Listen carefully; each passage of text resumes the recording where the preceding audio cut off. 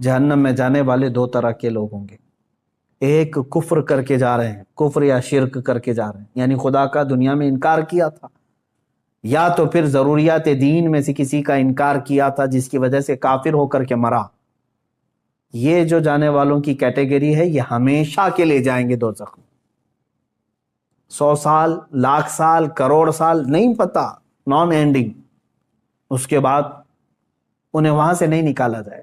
دوسری جماعت وہ ہے جو مومن تو تھے، مسلمان تو تھے، لیکن گناہوں میں ملوث تھے، رب تبارک و تعالیٰ کی نافرمانیوں میں ملوث تھے، نمازیں چھوٹی ہوئی ہیں، زکوٰۃ دیے ہوئے نہیں ہیں، روزے نہیں رکھے ہیں، لوگوں کو خیرات نہیں کرتے تھے۔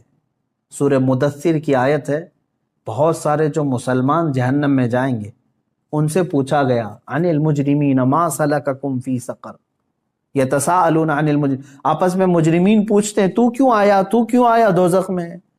تو اکثر کا جواب کیا ہے؟ قالوا لم نک من المصلین، اکثر مسلمان جو دوزخ میں ہوں گے کہتے ہیں ہم نماز نہیں پڑھتے تھے۔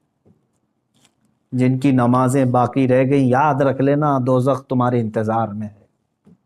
روایات میں یہ بھی لکھا گیا ہے کہ بے نمازی کا نام جہنم کے دروازے پر لکھا جا چکا ہے، جو نماز ترک کر کے بیٹھا ہوا ہے۔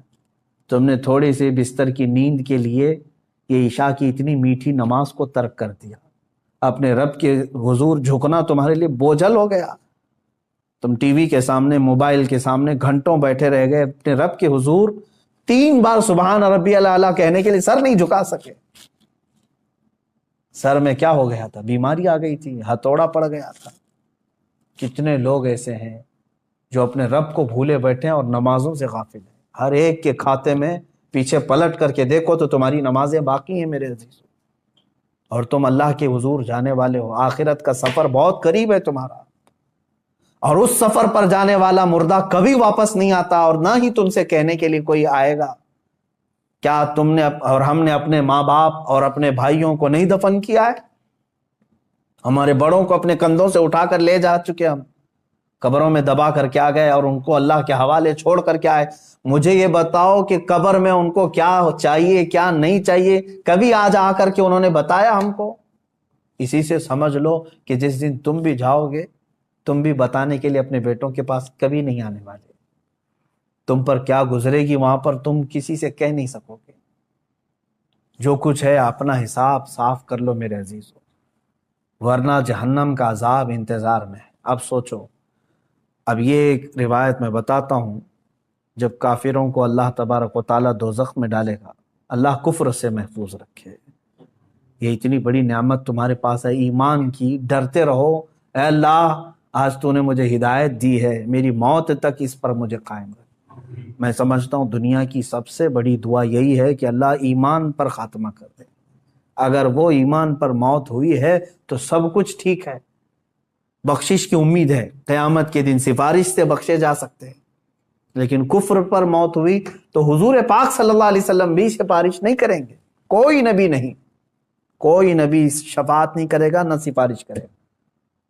گنہگاروں کے لیے سفارش ہے، کافروں کے لیے نہیں ہے۔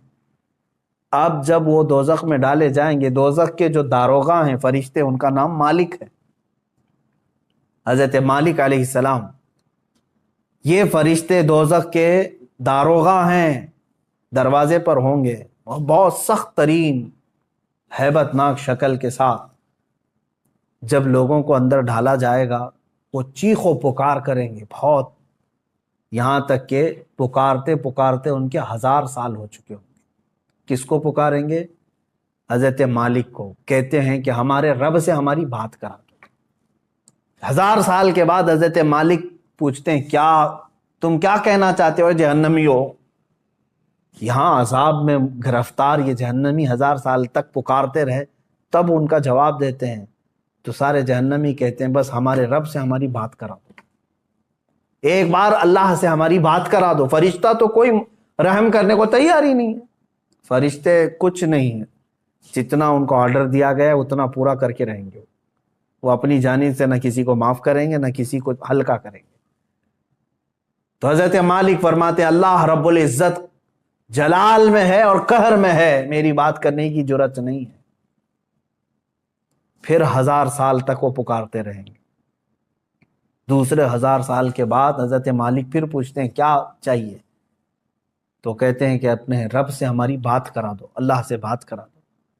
حضرت مالک کہتے ہیں میں رب تبارک و تعالیٰ کی بارگاہ میں گزارش کروں گا لیکن میری جرأت نہیں ہے ابھی۔ پھر 1000 سال گزر گئے۔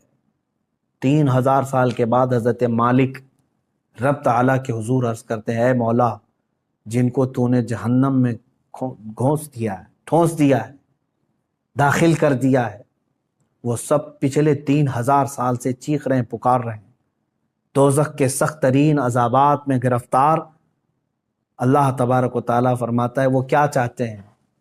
حضرت مالک فرماتے ہیں اے مولا، وہ کہہ رہے ہیں کہ تجھ سے بات کرنا چاہتے ہیں، رب تبارک و تعالیٰ تجھ سے وہ کلام کرنا چاہتے ہیں۔ اللہ تبارک و تعالیٰ نے جلال میں اعلان فرمایا اے مالک ان سے کہہ دو آج کے بعد نہ رب تعالیٰ ان کا خدا نہ ان کی طرف دیکھنا چاہتا ہے، نہ ان سے بات کرنا چاہتا ہے۔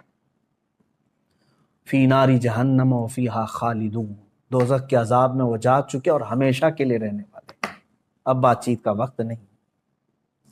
یہ کفار و مشرکین کے ساتھ ہمیشہ کے لیے جیسے ہی ان کو اعلان ہو جائے گا وہ اتنا چیخ ماریں گے کہ جہنم ہل رہی ہوگی۔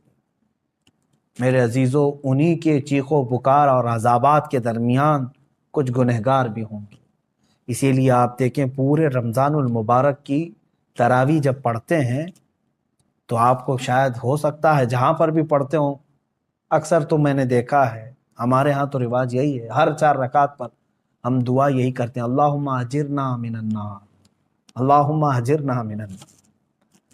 یہ کیا چیز ہے؟ ہم اللہ کی بارگاہ میں کہتے ہیں اے اللہ مجھے جہنم سے بچا لے، اے اللہ مجھے جہنم سے بچا لے، اے اللہ مجھے جہنم سے بچا لے۔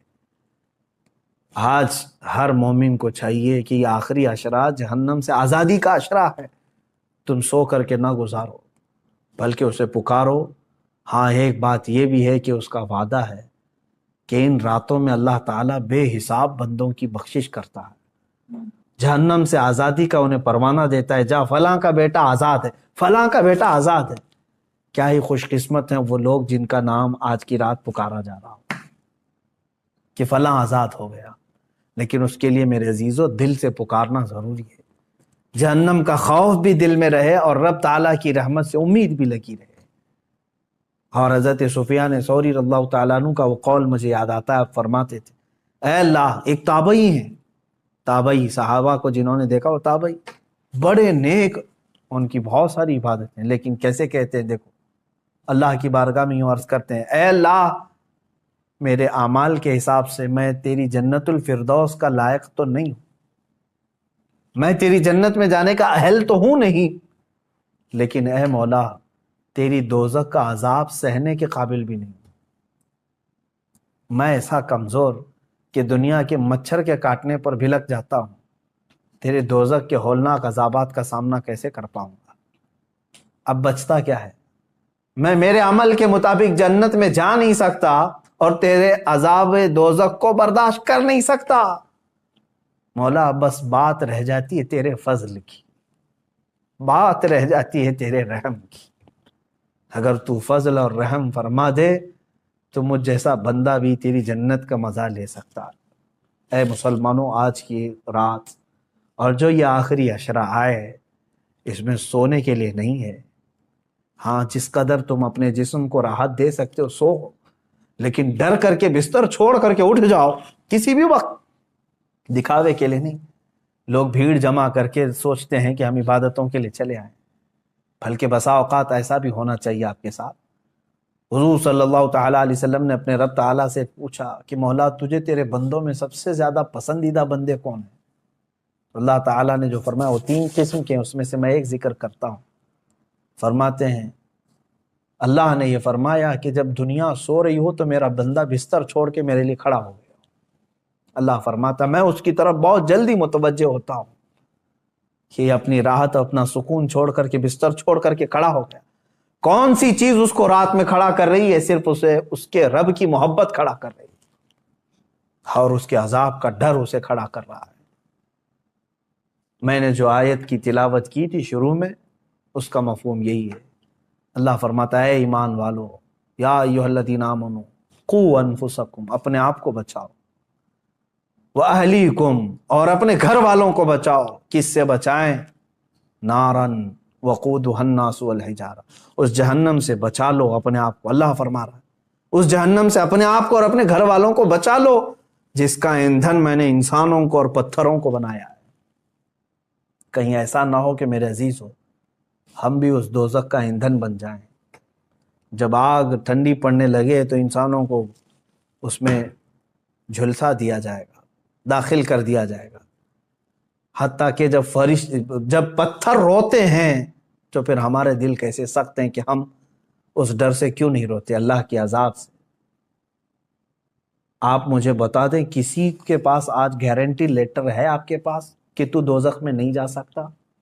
مجھے بتا دو، کسی کے پاس یہ گارنٹی لیٹر موجود ہے کہ تو دوزخ میں نہیں جا سکتا؟